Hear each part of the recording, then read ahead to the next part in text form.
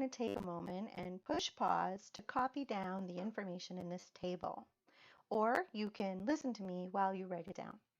So the information in this table is a summary of everything you already know about conic sections, but it also involves a little bit of information that's going to be new today.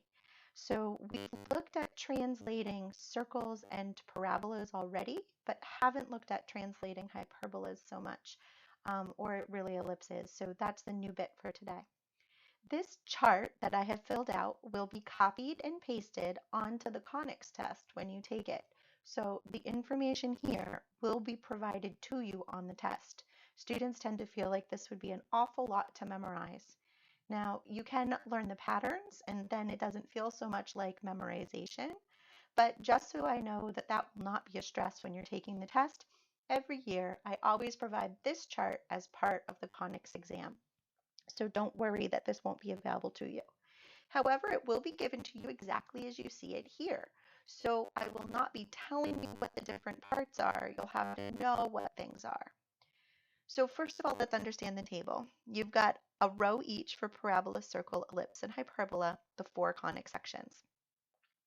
Then you have the parent functions listed. So these are what people most commonly think of as being the basic form of each of them. So like for a parabola, y equals x squared, the function form, the one you're most familiar with. For a circle, there's kind of no debate since circles look the same from every direction. For an ellipse, it's the horizontal ellipse. That's what we usually see as being normal. And for a hyperbola, it's also horizontal. The hyperbola's branches opening out to the side with no translations on any of them. Down the middle column, we've given all the possibilities. So down the middle, you see that I've been consistent by always giving you the same format in the same order. So notice since the parabola started as a vertical parabola, y equals a times x minus h squared plus k, and then second, I gave you the horizontal parabola. For an ellipse and a hyperbola, I listed them in the same order, even though vertical isn't what we tend to think of as being typical.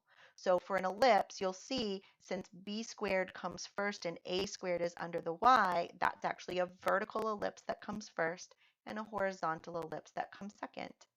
And then the same is true for a hyperbola. You'll see how the y comes first in the first equation. So that's a vertical hyperbola. And then below that, we have the horizontal hyperbola. Under other information, I've given you any additional formulas that we need to know in order to be able to work with that particular shape. So for for parabola, we have the new information in conic sections about a way to actually calculate the a value, that formula a equals 1 over 4c.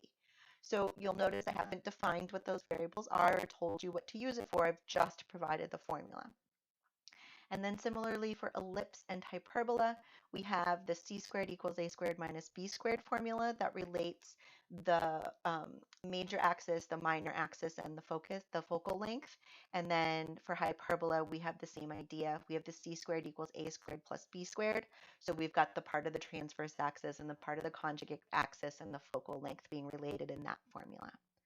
So if you haven't finished copying down the chart yet, you'll want to do that onto your notes. And just remember that this will be provided when you do your conics test. All right, let's take a look at the problems here. What is the standard form of an ellipse with vertices at negative 6, 2 and 12, negative 2, and one focus at 3 plus 4 root 2, comma, negative 2? And we're asked to sketch the ellipse. Okay, now before I go to this graph and actually start putting something on the grid, personally I would start like a rough draft sketch, maybe right underneath it.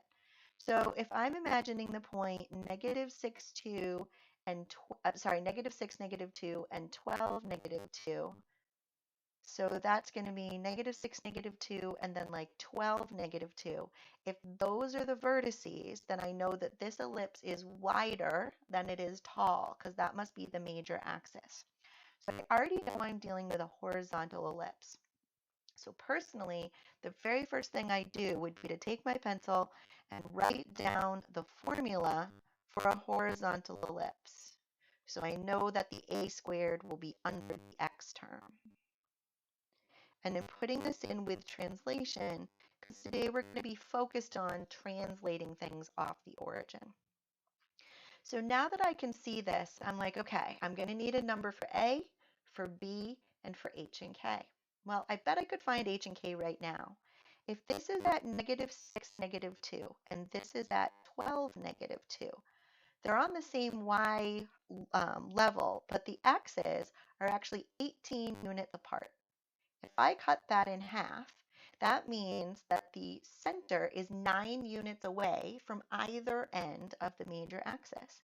So if I come in 9 units, I would be here at 3, -2. So now I know H and K. So I'm going to erase H and I'm going to put in 3. I'm going to erase K and put in -2. So notice that changed my minus sign to a plus sign. So I've already figured out the center.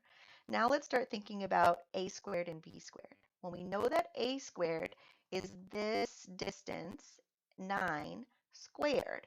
So my a squared is going to be 81, right? Because it's half the length of the major axis and then squared.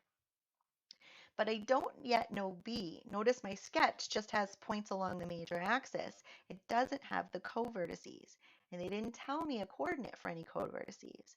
What they did tell me is that I have a focus at 3 plus 4 root 2 comma, -2. So let's compare that for a minute to the center. Remember, we figured out that our center is 3 comma, -2. So as I look at that, I'm realizing that this is my focal length, right? 4 root 2 has been added to 3. So that must be the length of my, the distance from the center to the focus. So if C is 4 root 2 and A is 9, I should be able to figure out what the b squared is. So first of all, let's square C. So C squared is equal to 16 times 2, because we have to square both the 4 and the root 2, or 32. We already know that A squared is 81. So remember our formula for an ellipse. C squared equals A squared minus B squared. We know C squared is 32. We know A squared is 81. So if we subtract 81 from each side and multiply both sides by -1, then we'll have what B squared is equal to. And that is 49. Now we don't actually need B for the formula. We can go straight and plunk this 49 in here, but we will need B in order to find the minor axis, the length of the minor axis, and the coordinates for the end point of that. So I do want to know what B is. So if I think about this, if my center was at 3, -2, my major axis is going to be above that and below that, right? I'm going to have a point up here and a point down there. So that's not going to affect my x value, but it will affect my y value. So we'll have one vertex at 3, comma, -2 plus 7, which is 5. And then we'll have another co-vertex at 3, comma, -2 minus 7, which is -9. So those are going to be my co-vertices. So we did the first part of the problem already. We found the standard form equation. And then the second part is to make the graph. We now have all the information that we need.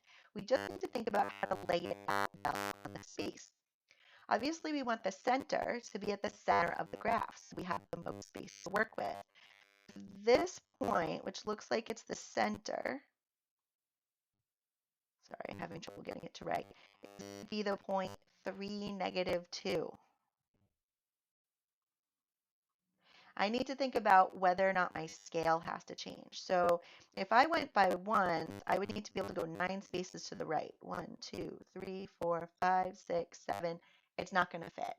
So it looks like I'm going to have to go by 2s. So if that's 3, this is going to get a little awkward because my axis is going to be like in the middle of 2 lines.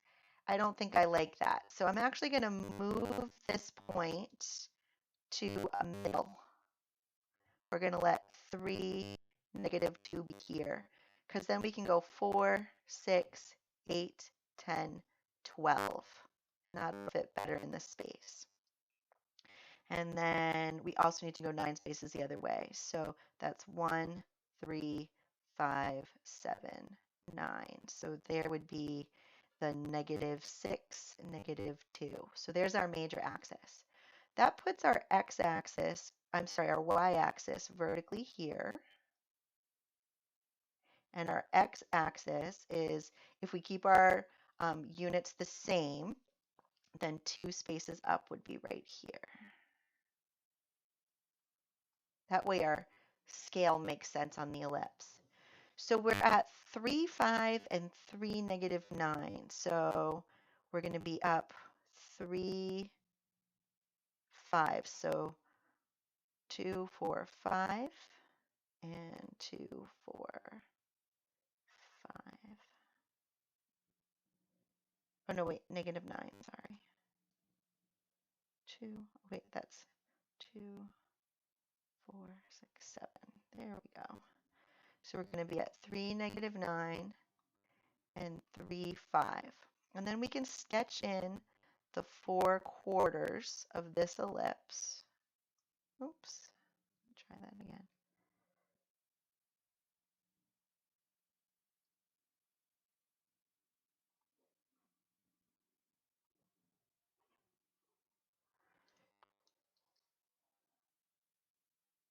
Perhaps not the best ellipse I've drawn, but the best I can do in the circumstances. So that's a fully labeled ellipse. We don't also need to draw the foci on the picture. It would be very hard to label. All right, let's look at the next one. What are the center, vertices, foci, and asymptotes of the hyperbola with this equation? All right, before I get into that one, I'm actually realizing this video is getting a little long. It's going to be hard to upload. So I'm going to break the video here and then do a second video for the second page.